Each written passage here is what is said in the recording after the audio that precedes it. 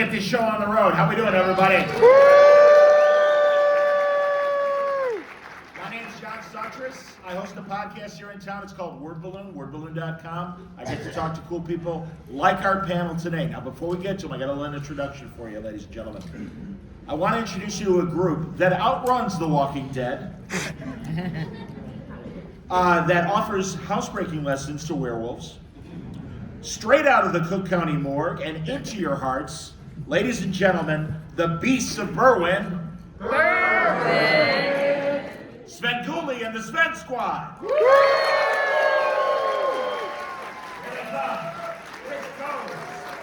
Sarah Palmer, Scott Ryder, and Bill Left.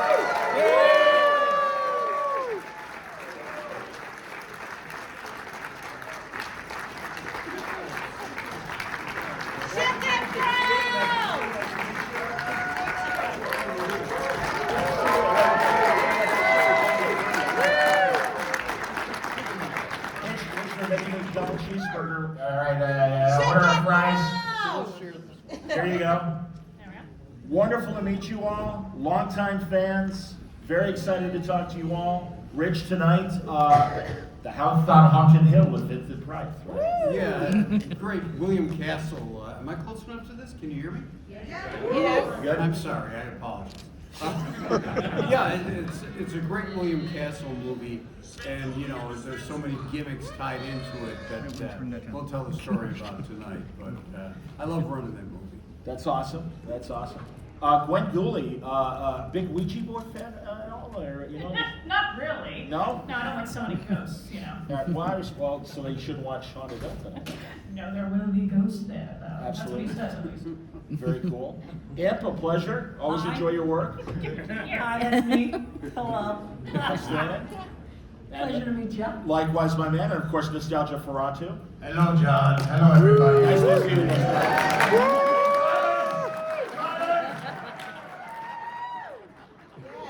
I am going to break the fourth wall a little bit because I really do want to know about these performers, because now Rich I've known for years. We all have, local guy. But you know, the Sven Squad, relatively new to town.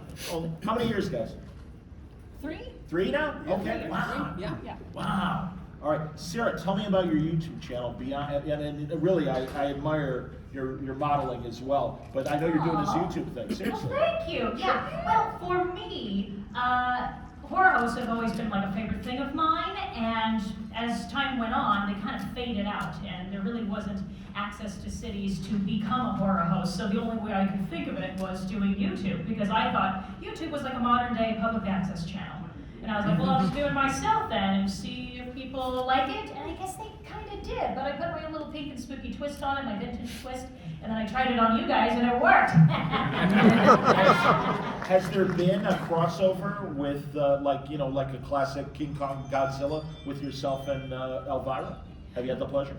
Of meeting Elvira? Oh, multiple times, yeah. I met her at the Groundlings with Susan, who played Missy Vaughn on Pee-wee's Playhouse, which was amazing, and I got to meet her right before she passed. May she rest in peace. But I also did a whole commercial model thing for Elvira's new line for her alcohol drinks for gin and vodka. So yeah, she liked that. I like a marketing for her now. So I work for her, so I think she likes me now. Well, I want to know, because truly, you got to follow Sarah as well, like on the socials, because truly, really fun stuff. And I've watched, I forget what tour you were doing with your friend of famous film sites and everything. Oh yeah, I like going to grave sites. Cool. It's actually technically where my character Gwen Gooley is buried at Hollywood Forever Cemetery, and that's really where Vampira is buried there. So she's the first original horror host. So I like, showing people where famous people are buried. Unfortunately, it's a little bit morbid, huh? Yeah, but I like it. I think it's fun. Cool. Scott Ryder. Hey, that's me as well. I don't have time to make YouTube because I'm always watching what Sarah's up to. So that's why. But do we know about, remember green screen? Oh my goodness, yeah, that's a deep day. Yeah, well, it's still thankfully on. It is on! How many episodes of green screen did you do? Oh goodness, I did 5 years worth, and we would do like 3 to 4 episodes a night. Yeah, so like we would shoot till like 3 a.m. in the morning. So Yeah, it was wild. great training for what you guys do on the The show. perfect setup of all like the wacky makeup and all the characters and just like improv. Yeah. Fantastic. That's awesome, man. Did you do Second City or any other improv I groups? did not. No, this is all genetic. Honestly, without the makeup, Joel Grey look-alike for cosplay. Yes. Did you notice we have Teddy Roosevelt in the front row? Yeah. All right, fantastic. All right, Nostalgia Ferratu. Sir.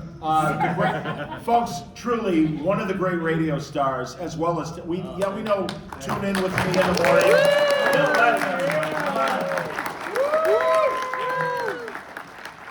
Long-time fan. Well, I appreciate that, John. Thanks. Truly, and you're killing it in the morning with the tunes. Well, it's you hear the phrase "dream come true," and that rarely happens. But my dream came true. I used to watch a show which at the time was called Screaming Yellow Theater. It became Svengoolie. It became Son of Svengoolie. And I watched it when I was in high school, and it was a Friday night can't miss. And I never in a million years would have dreamed that one day I'd be a part of it. I marveled at Rich then. I marvel at him today. He's the most generous guy I've ever worked with on film. And there I am every week doing what I used to watch when I was a kid. It is a dream come true. That's awesome.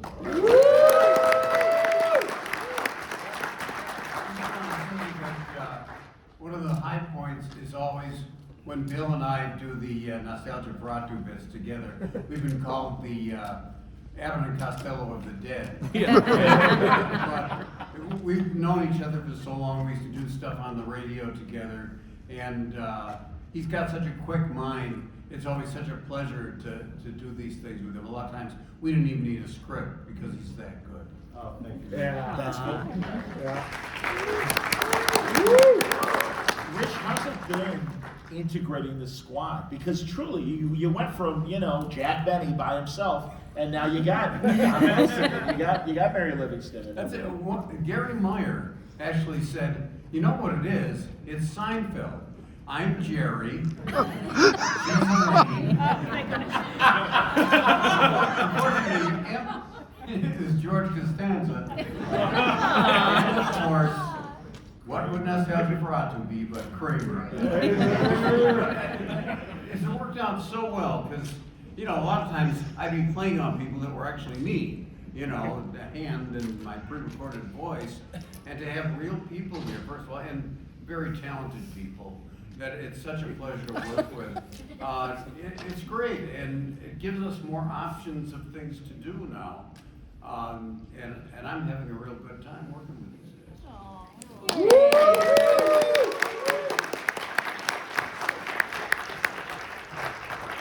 Once a month, the squad does the heavy lifting, and we get House of Svengoolie. And a couple weeks ago, And a couple weeks ago, we had Friday the 13th, which is great, and certainly ripe for comedy. But honestly, I was wondering, because, and I got some classic Hollywood questions for all of you, but are there more modern films that you're like, man, I know Attack of the Killer Tomatoes, but all three of you, and also Rich, of course, are there things of modern stuff that you want to tackle? Well, I think the Nightmare on Elm Street franchise, we've, I think, always kind of been eyeing, but you suggested The Mist. You wanted The Mist. I wanted Earth Girls Are Easy. Oh, I love that. Yeah. I'm holding out for Monster Squad. Oh, another one. When we say modern, though, we're talking 80s. I know, still 40 years ago.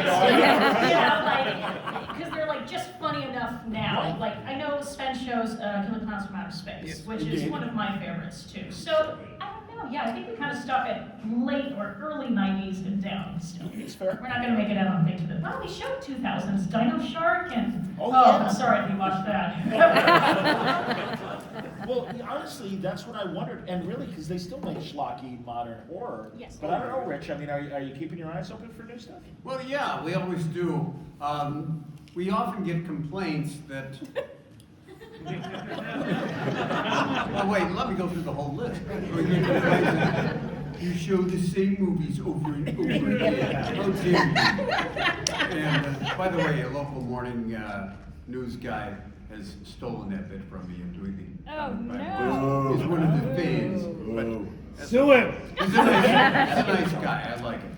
But yeah, you can't please everybody. But we certainly tried to get, I want to get a little fewer more of the classic, you know, like 60s and 70s type stuff that we got. We just showed Time Machine, not Time Machine, what was the other one? War of the Thank Worlds. you. I'm wide awake, yeah. Yeah, we showed War of the Worlds, and The Gene Barry or a more yeah, modern the Gene Barry one? Oh, that's one. well, that's a classic. And yeah.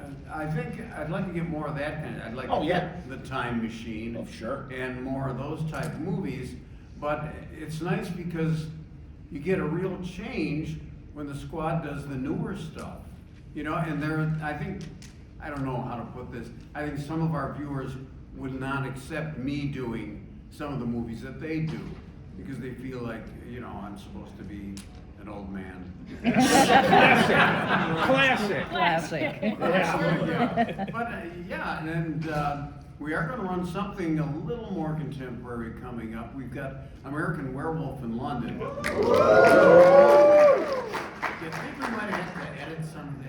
Well, honestly, that's what I wondered about some of the more modern, like 13th and Elm Street and everything. Hey, Bill, I gotta hand it to you, and it was part, and really the squad. First of all, I loved the Brady Christmas hat. Yeah.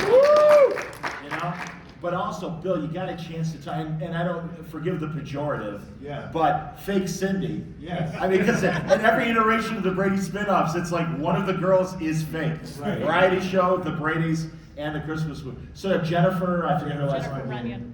Runyon. Jennifer Runyon, thank you. Yeah. Yeah, who we lost, unfortunately. Sadly, she died about a month ago. Yeah. So unfortunately, our work with her was among her last work, but she's a girl that was in movies. The first time I saw her was in Ghostbusters. There's a scene at the beginning where they're seeing if kids at the college have ESP or not, and Bill Murray, because she's so pretty, she's always right. Every time she touches the card, she's right. So she came on, and she was just a joy to work with, and couldn't have been nicer. And then it was very sad to learn that she had passed away very young. Not to mention we were hazing Bill because Yeah. we've never seen him so nice to a person. Nasty's nuts. They were like, oh, Jennifer Runyon.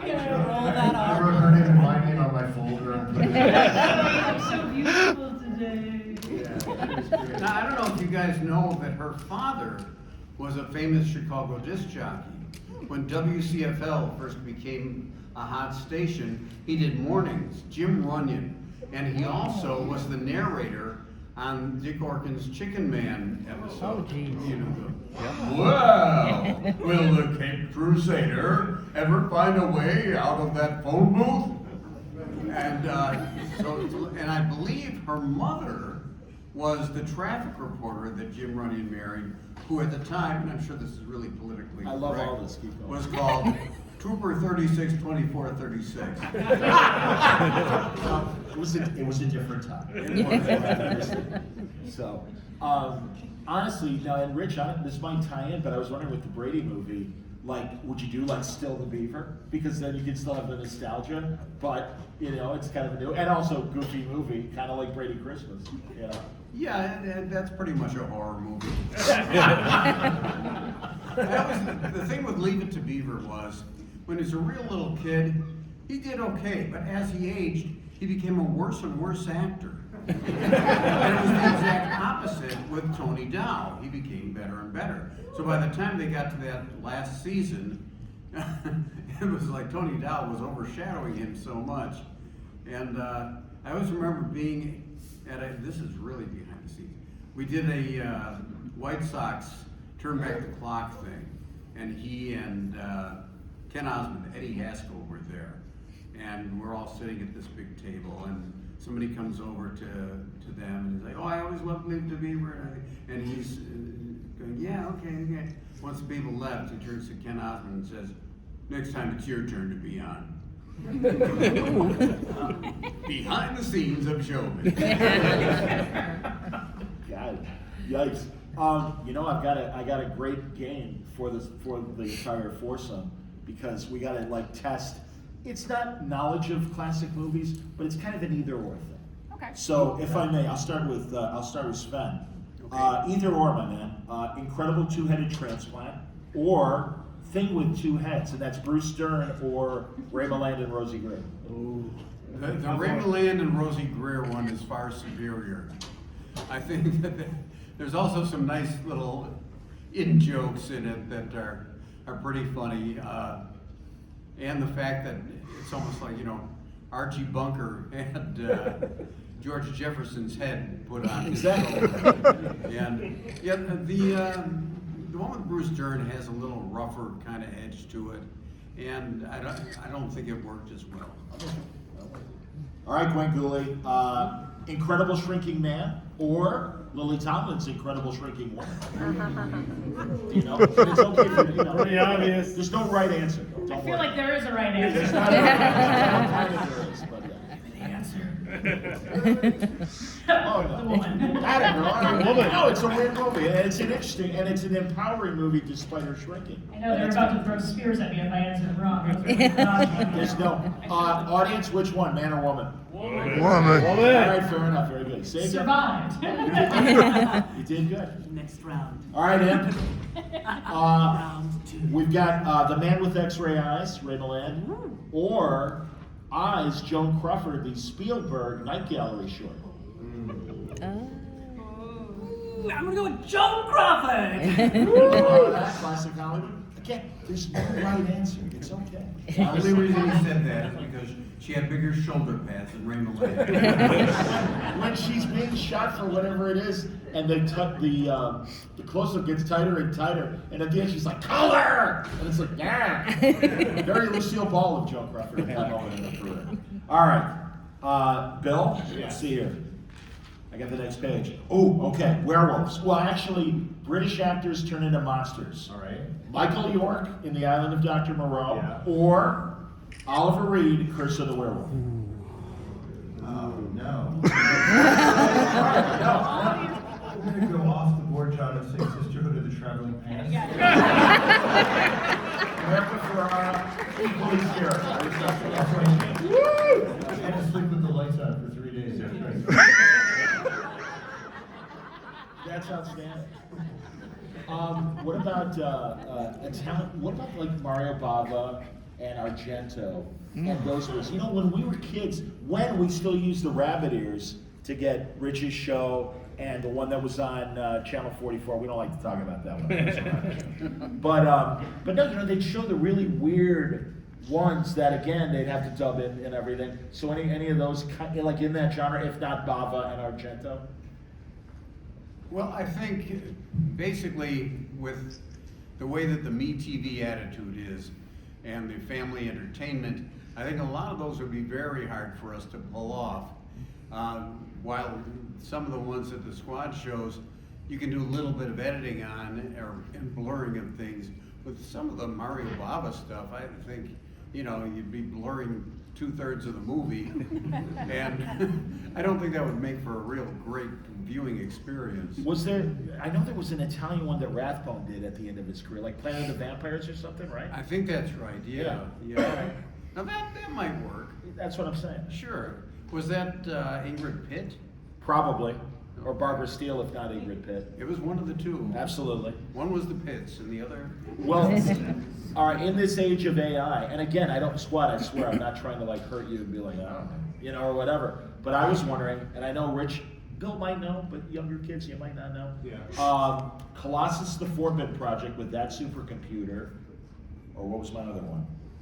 What was the modern one that I had? Jesus. Well, let's say AI Spielberg, but I know I had a better one than that.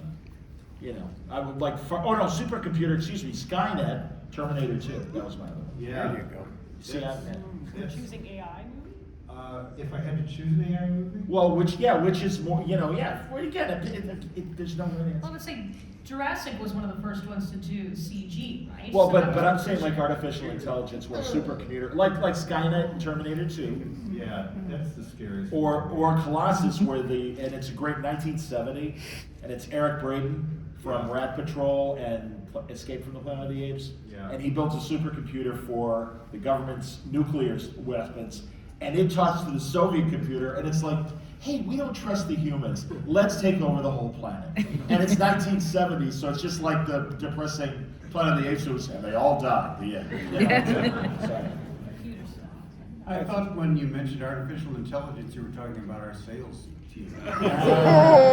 Harsh. Harsh. You ever met him?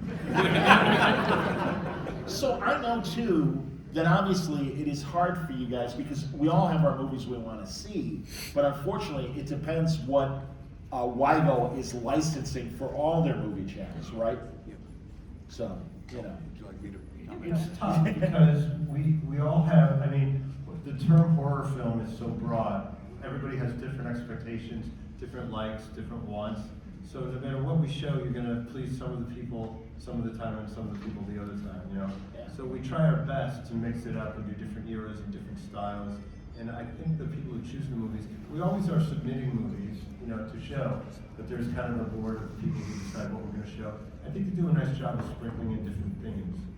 And another problem that we run into is the fact that a lot of times movies are not available to us in the month we want to show them, or they're under an exclusive contract elsewhere, and we are unable to get them because of that.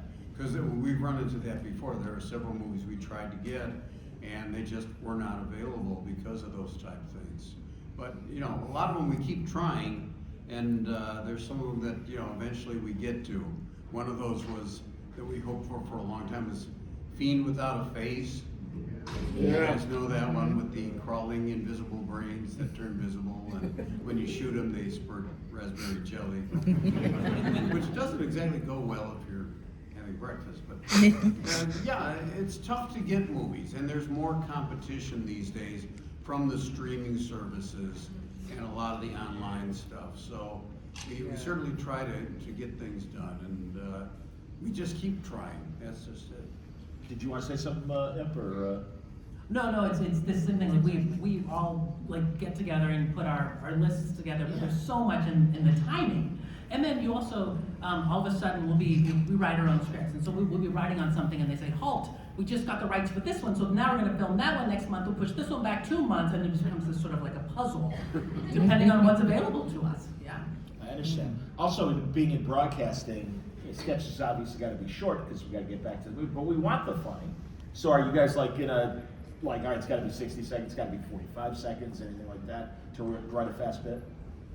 Oh yeah, it is all timed. Of course, yeah. Specifically timed. It yeah. is specifically timed. I have the burden of doing the bios Monologue. in our movies, Oh, yeah. which is usually about 2 minutes and 30 seconds or 3 minutes long. And you guys let me have it on one where I forgot that there was multiple people in Walking Dead. And I mentioned it one time. I mentioned one actor that was in Walking Dead, and that's it. But you gotta understand, some of the actors had like a cameo in Walking Dead, and I have to look at 3 minutes, and I have a cast of 16 with amazing credits, and this person on this side has an Academy Award. Well, if I'm going to talk about their cameo on Walking Dead, or do I talk about their Academy Award? This is the choice I have to make sometimes. But thank you. Now I will know to mention they were in Walking Dead. It's like Perry Mason. Quick question real fast. Public domain, does that have anything to do with? Well, I was gonna, Yeah. you read my mind, sir, because I was gonna ask about that, and also crazy movies like, and we've talked about it before, Teenage Werewolf, where the person that owns the movie, you would think, Yeah. come on, Michael Landon's first movie, and Right. you can't show it. Yeah, there's some of the American International ones, like I was a teenage Frankenstein, I was a teenage werewolf. One of the Space Invaders ones with the hand that crawls around with the nails that inject alcohol into a cow and make it drunk. I don't know. Those actually, the rights are owned by the widow of one of the producers. And she will not give the rights to show it to anybody in broadcasting because she didn't like what Mystery Science Theater did with it. Yeah, so, and public domain movies, one thing is, you see those on every other horror show online and even some on broadcast TV, but also a lot of them have not been remastered, so they aren't a good enough quality for us to show. I mean, there's some that I really love, but you know, you don't want to beat a dead horse when everybody else is running it, and when we can come up with something else. No, I respect that. I also wondered, like, so is Robot Monster a movie like that, where it's just there's no real clean copy of it? That's the one with the gorilla suit and the space helmet. And the bubbles. Yes, with Roman and Human, and yeah, that's just it. I think somebody might have remastered it, but to be real honest, it's such a boring movie. And I mean, we've run some that maybe border on that, but it's so painfully boring at times. And you know, with the zillion bubbles thing going, oh, that's an effect. But Rich, would you agree it's easier to write for movies? Like when we're writing the scripts, if it's a horrible movie, it's so easy to write. If it's a good movie, you struggle a little bit. Yeah, definitely. So, I mean, you know, you have multiple targets with a bad movie, whereas with a good movie, you gotta, you know, it's a little bit of a stretch to come up with things. And then especially, it's like, you're not necessarily gonna make fun of it, because it's a good movie. Yeah.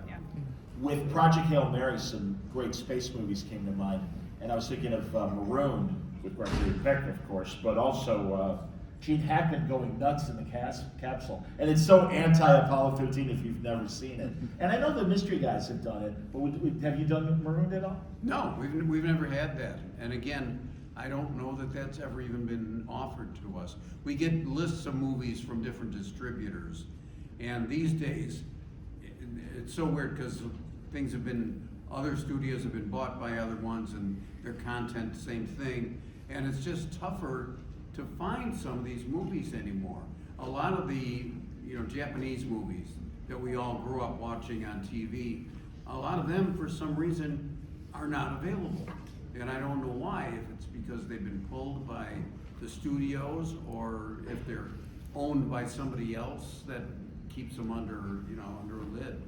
Sometimes we'll get a list with 300 titles on it, and we're all big movie fans. I mean, you know Rich is, but the three of us too are big movie fans, and out of the 300, we've heard of 9 of them. Sure. We all check the same ones.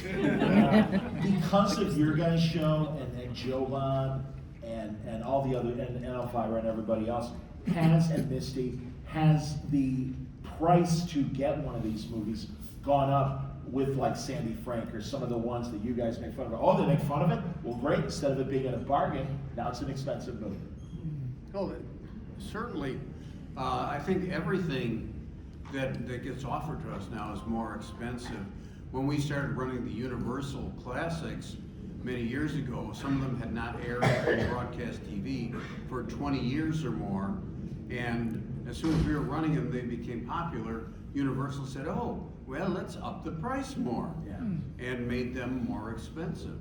So yeah, it's tougher to get them. Like I said, we have so many different reasons why we can't get certain things, and it all, it makes it frustrating at times because there's movies we'd love to have that you just can't get hold of.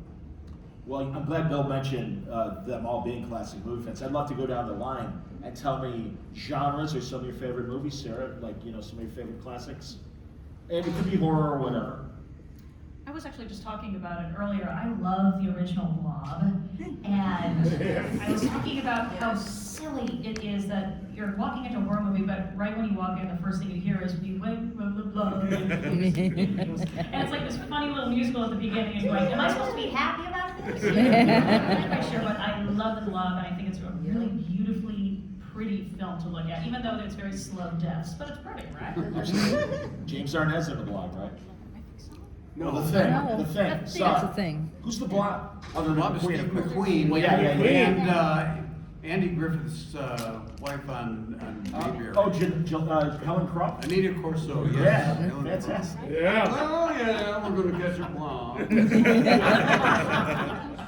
What do you got, Scott? I love creatures, so I grew up like Gremlins, Critters. Yes. And then even like the little slashers like Chucky, that sort of, I love those little attacking things that come at you. So you. So basically me. So check under your bed. You love you. Yes, love you. And Bill, I'm so glad Sarah mentioned the theme song for Blob, because I think of when you and Wendy Bill and Wendy used to do they're right on the CKG show. Yeah, She we used do to, that. yeah, absolutely. We hear the Blob all the time, man. Yeah. So what are your movies, man? Without a doubt, the scariest movie ever made, the best horror movie ever made is Rosemary's Baby. There's nothing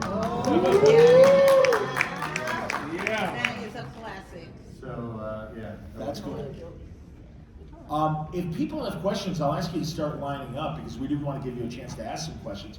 While there are you all, Tubi, beyond YouTube, is like our best friend for obscure horror, but also horror documentaries. I mean, I just saw a great William Castle one. I just saw a great Bird Eye Gordon one. Come on, you know, stuff like that. But I mean, do you guys hunt down? I mean, I know obviously you're going from the lists, but even just casually, are you watching any of the free streamers? Pluto was like that too. For me, it's kind of like trying to find the time to do it. Yeah. But it's great to stumble on some of that stuff, like the William Castle documentary. Just outstanding, and you learn so much from it. But yeah, I mean, it's just great that some of that stuff is available. And again, it's just a matter of having the time to search it out more than anything else. All right. Good. It's not like I'm going, you know, working at the hardware store all day and like that little island of potatoes. Yeah, all right. That's good. Have we got people? All right, beautiful. Ma'am, your first question, please. Hello, thank you for coming, first of all. It's great to see all of you. Thank you. I just have a question. I know Sven, you're a pro with this, but for you three, how long does it take you guys to put together a show? With all of your skits and everything that you do in the show and cut it, flip it, how long does it, what do you think? We film one movie in one day, so we put everything together in one day. But there are sessions before that where we read the scripts and workshop a little bit. And then our production team behind the scenes they're working on like the technicalities and how we're gonna film it. But really, then we show up for one day to do one, or sometimes one, maybe it takes 1.5 days, depending on how crazy we're thinking of putting the bits together. But yeah, just about a day, yeah. Hi there. This may be a long shot, but I'm going to ask this. So, Svengoolie always had a relationship with Universal Studios. And I discovered the fact that before Universal, Carl Ludwig found a company called Independent Movie Pictures, or IMP for short, and in 1909. So it lasted 3 years and was folded into Universal Pictures. They even had IMP as their mascot, which was on the stationery and stuff. So, was it at all a little obscure nod to that, or is it just amazing coincidence? A really amazing coincidence. we never even thought of anything like that. We had Scott, and he so brilliantly did this character and came up with some of these little annoying things, and we thought, well, he's really an imp. And I came up with his full name, which was Ignatius Malvolio Frankenstein. And yeah, it had absolutely nothing with that. It was more what his character was that generated it. Okay. Are you his uncle? I'm not his uncle. Don't say anything. That joke, by the way, is so good, and it's so Jack Benny in flavor. For those of you old enough to know, Jack Benny had this radio show that was just unbelievable. Yes. I have to say, if I can add this, I've always been a big fan of Jack Benny, and I think he's really been an influence on me in some of the stuff that we do. And again, we've got Jack, and we've got Mary here, and The imp's Dennis. the imp is Dennis Day. Sorry. And I think Nostalgia Ferratu would be Phil Harris. I'll take that. Yeah, that's great. It's better than Don. I'm Don Wilson tonight. Jack will be back in just a moment, but first. This one for Lucky Strike. They're going to war. Please, sir. I just wanted to ask, I know that you guys have done like some really great works between different people that have come on set, and I wanted to know if there were certain content creators that you would like to have on the site, maybe in the future, to talk about some of those films. Name comes to mind is James Rolfe. I know he does a lot of horror screenings during around Halloween time, so I didn't know if that was something that you guys are looking forward to having some people of those stories coming on. I think it sometimes depends on our movie. As some of you may know, Nasty has a Nook part that comes on, and sometimes, if the movie is modern enough, the people in it are still alive. So that means we actually may have access to get them on the show if they are ever so kind to do so. And so I think it depends on the movie. It always and what depends you on have. that, exactly, yeah. Sometimes they're all gone and Nosby Right. has to talk to himself and another character. So I guess that's the closest I can think of. Yeah. You know, as the next person's going up, you see my shirt, a great Sven shirt. I got it at the Me store. The artist is here, Franco, on at Artist Alley and Rosie, but also here and doing another shirt. He's right over here, everybody. It's Christopher Jones. Fantastic copy. You can buy the shirts here as well, but they are online at the BTV website. So there's the free. Chris has done such a great job in the Sven comics, and I'm very proud of, you see it on the set all the time, the Basil Gogos type rendition of me that he did. And we're just so fortunate to always have his input on things, and we really appreciate it, Chris. Oh, thank you.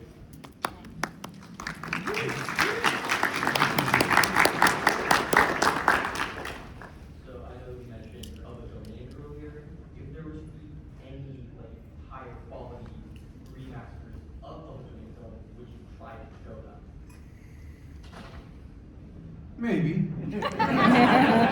It's like I said, and some of them have been run to death because they're public domain, and a lot of them I think have really worn out their welcome. One of them is Santa Claus Conquers the Martians, and we used to run that years ago, and actually we did one that just had what we call spin surround, with adding the sound effects through the entire thing. And the thing is, again, now it's been run by everybody, and our print is not very good, so we don't run it. But I think there are a few that we might run if the copy is good enough.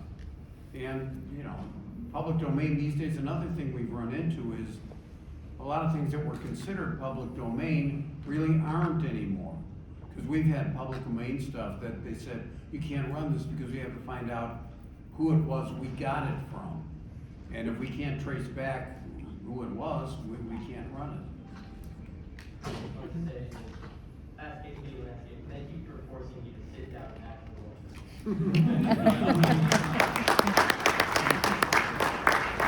I want to compliment you folks on the social media presence. Since when I first came on, I thought, oh, I wish I could see them more.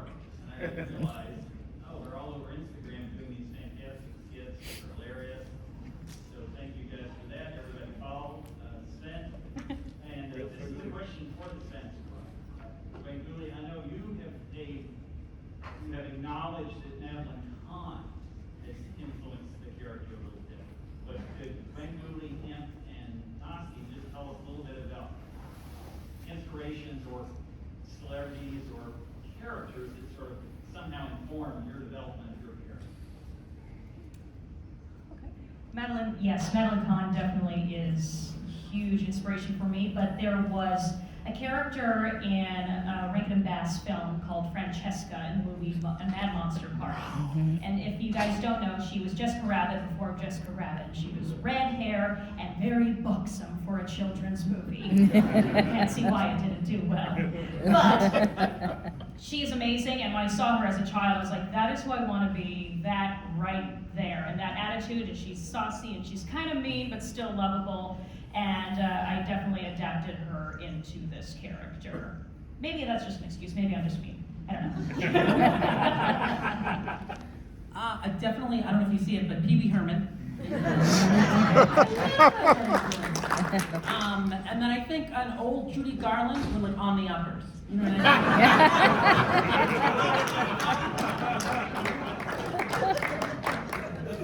And I'm also going to go with Madeline Kahn.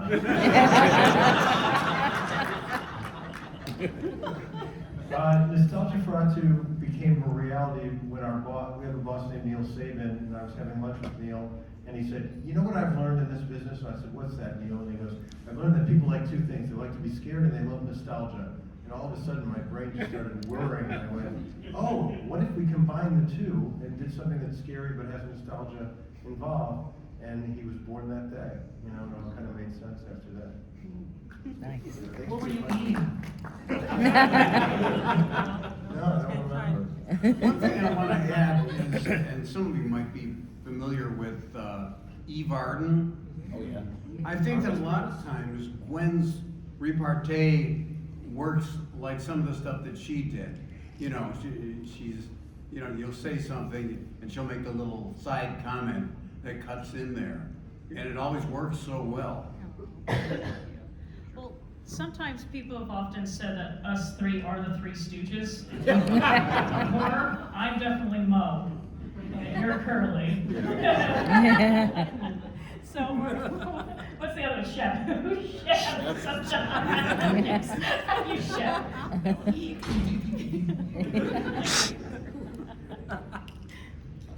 All right, first, thank you, Svengoolie, for being so entertaining for all of us growing up as kids. I remember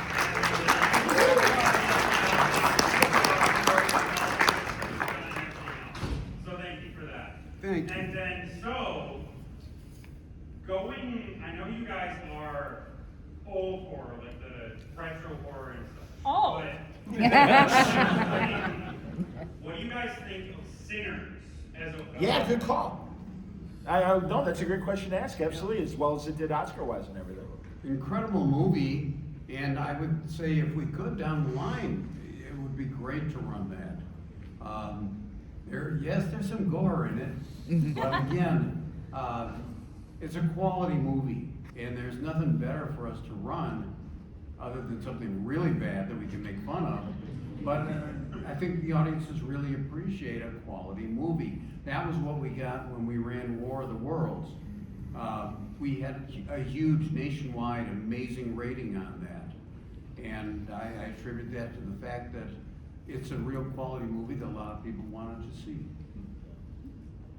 I myself saw it 3 times. And then, can I also turn your attention to the menu was Rep? Oh, the Yeah, that's cooking. great. Oh, yeah. That movie's fantastic. That's something down the line, Rich, right? We would certainly go after. wouldn't we? Sure. Yeah. Yeah, very dark. Cool. Very, very good. All right, it's a 3-minute warning, so lightning round. We want to get as many people as we can these last 3. I've been watching Svengoolie since probably the first show. Love it, love the new crew. Just want to ask, have you ever considered using some TV shows like Twilight Zone, Outer Limits, Night Gallery? We actually did that several times a few years ago on our show. It was called Svengoolie's TV Graveyard. And we did Twilight Zone. I believe we did The Monkees. and a few other ones. And it worked, it was good. But that was also at a time when we were having trouble getting movies. And fortunately, that worked out very well.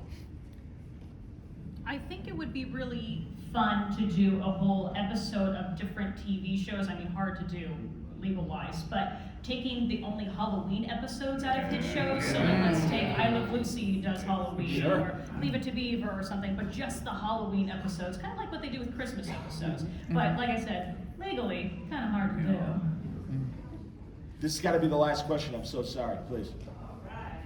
Well, my mom is looking forward to watching you tonight once again. She did not like my chicken joke, but I do have what do you call a chicken that watches? What do you call a chicken that is his favorite movie? What? A Clockwork Orange. Throw that up. Talk about blurring things.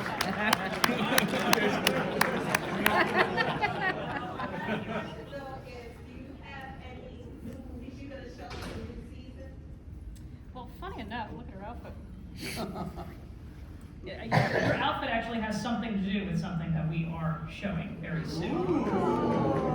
And it is obscure, and normally we wouldn't consider it a horror film to some, but she is the biggest clue, so if you guys can figure it out, I let you, somewhere over the rainbow sometime, huh? And something I wanted to say is, our show really does not go by seasons. Excuse me. We're doing new shows all year long and taking ones we've run before and adding new stuff to them. So we don't go by the traditional, September to June type season. We're throwing stuff in all the time, so that'll teach you. Thank you so much, Ben. Love you. See you Did- tonight on the episodes. Did the gentleman have a final question behind the lady? Yeah. Yeah, please, absolutely. Hi, you all have great comic timing. It's so well written, it's so funny. And, what are your thoughts if you'd like to make a big motion picture? Svengoolie Squad. Ooh.